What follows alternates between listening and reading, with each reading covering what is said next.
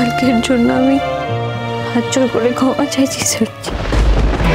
আমি আজই বেনারস ফিরে যেতে চাই। রোশনাই, তোমার মাথা খারাপ হয়ে গেছে নাকি? তুমি আমাকে এতটাই ইনহিউম্যান মনে করো? মানুষ হিসেবে আমি এতটাই খারাপ?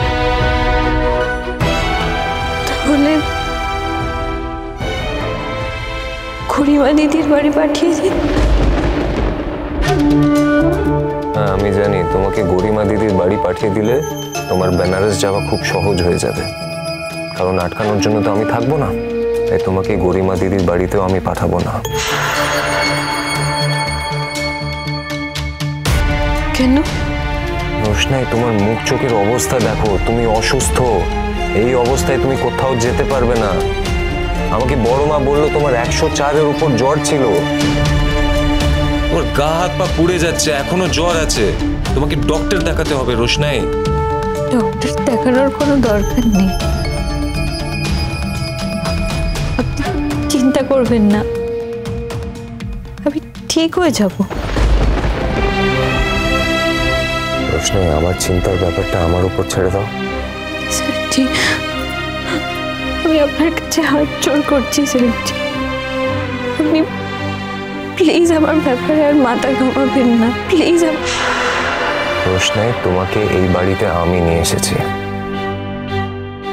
যতক্ষণ তুমি এই বাড়িতে আছো ততক্ষণ তোমার ব্যাপারে আমি মাথা ঘামাবই। তুমি আমাকে যতই অপমান করো না কেন।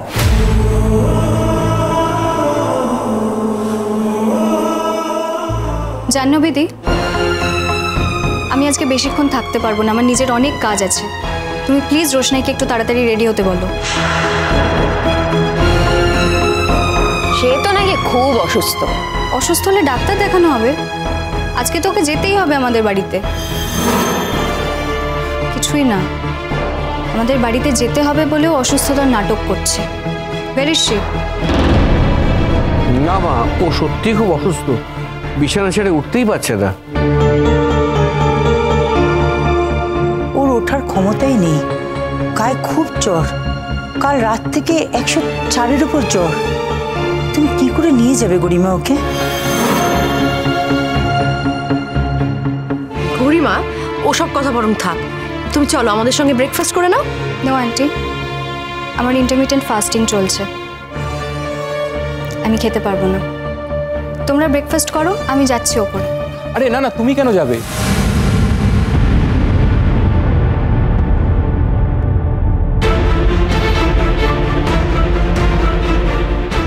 কেন?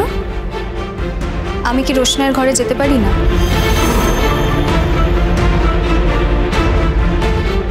আরণ্যক কোথায়?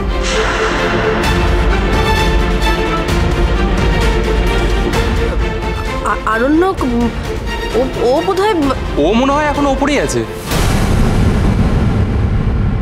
একবার তো বললাম মিথ্যে কথা বলছে, এটা সবাই মিথ্যে কথা বলছে।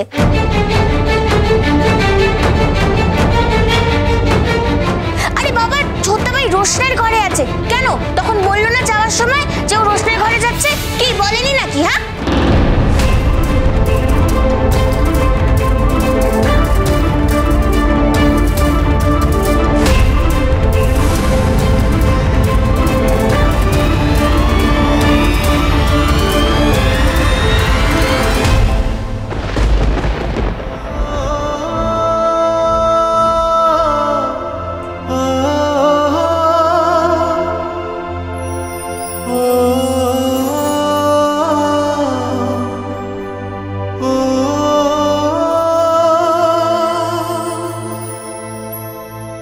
স্যারজি,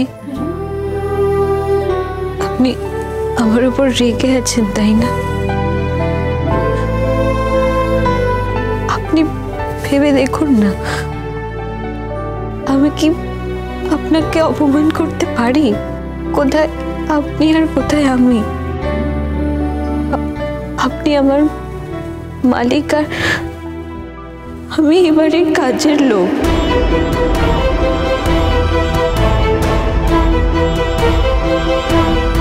এসব বাজে কথা বলো না রোশনাই, অপমান তো করেছই। আমার দেওয়া কেক আর ফুল তুমি গরিমা দিদিকে দিয়ে দিলে। এটা অপমান না তো আর কি? আমি ইচ্ছে করে কিছু করতে চাইনি সত্যি। ওই ফুল আর কেকের আমি যোগ্য নই, তাই ওটা আমি গরিমা দিদিকে দিয়ে দিয়েছি। রোশনাই, এখন কথা বলো না রোশনাই, তোমার খুব কষ্ট হচ্ছে, তুমি rest now please.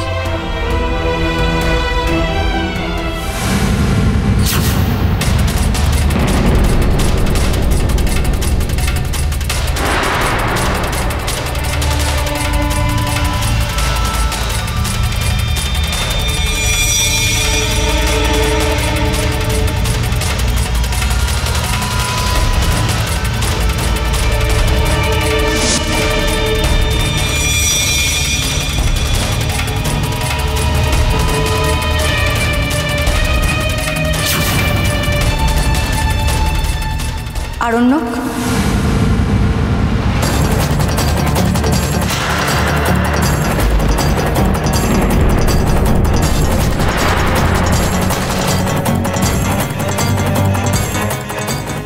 Garima, expect করনি তাই না? না সত্যি গরিমা, আমি তোমাকে এত সকাল সকাল এক্সপেক্ট করিনি। এ দেখো না রোশনের কি অবস্থা, ওর খুব জ্বর হয়েছে, 104-এর উপর জ্বর। তুমি কি ডাক্তার? বারে, ডক্টর না হলে একটা অসুস্থ মানুষকে দেখতে আসতে পারি না?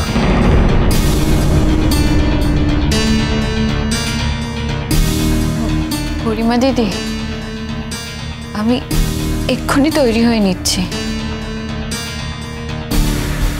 একটু তাড়াতাড়ি করো, আমার তাড়া আছে। না রোশনাই, তুমি কোথাও যাবে না। আমি বললাম না তুমি সারাদিন এখানে শুয়ে থাকবে আর রেস্ট নেবে। মানে আমি ওকে নিতে এসেছি আর তুমি বলছো? গরিমা, ওর হাত পা পুড়ে যাচ্ছে, ওর অবস্থাটা দেখো। এই অবস্থায় শি নিডস এ ডক্টর। ওকে তোমাদের বাড়ি নিয়ে যাওয়া উচিত না। আমাদের বাড়ি থেকেও চিকিৎসা হবে, সেরকম হলে ডক্টর মুখার্জিকে আমরা বাড়িতে ডেকে নেব, তুমি চিন্তা করো না। আরণ্যক, আমরা তো ইনহিউম্যান নই। গরিমা, এই অবস্থায় ও তোমাদের বাড়ি যেতে পারবে না। আরণ্যক, ডোন্ট ওয়ারি, ওর কিচ্ছু হবে না, জাস্ট রিল্যাক্স।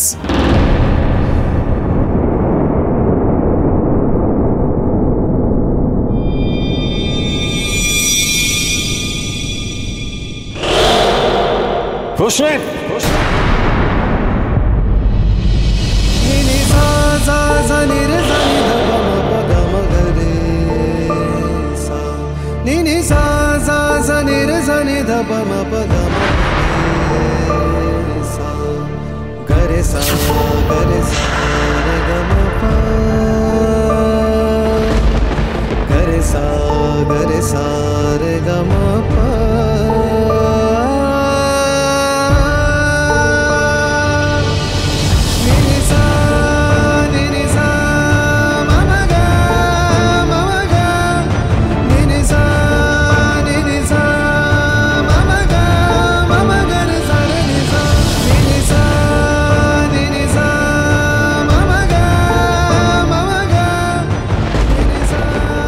দেখলে এই জন্যই আমি ভয়টা পাচ্ছিলাম।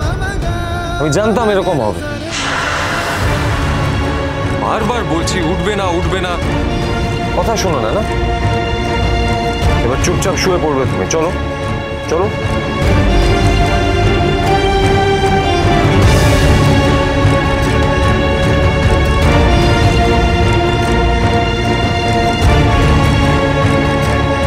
রোশনাই, তোমার জন্য কি এবার অ্যাম্বুলেন্স ডাকবো? তাহলে তাদের লোকজন তোমাকে ধরে তুলে দেবে। গরিমা, আমার মনে হয় অ্যাম্বুলেন্সের কোনো প্রয়োজন হবে না। আমি তো বলছি ও একটু সুস্থ হয়ে যাক, আমি নিজে ওকে তোমাদের বাড়ি পৌঁছে দিয়ে আসবো। আমি তো বুঝতে পারছি না, কাল রাতেও তো তুমি ঠিক ছিলে, হঠাৎ এত অসুস্থ হয়ে গেলে কি করে? তুমি জাস্ট ওকে একবার ধরে দেখো, ওর কত টেম্পারেচার। জ্বর হলে না কেউ এতটাও অসুস্থ হয়ে যায় না যে মাত্র কয়েক কিলোমিটার দূরে গাড়িতে বসে অন্য আরেকটা বাড়িতে যেতে পারবে না। रोशनाई।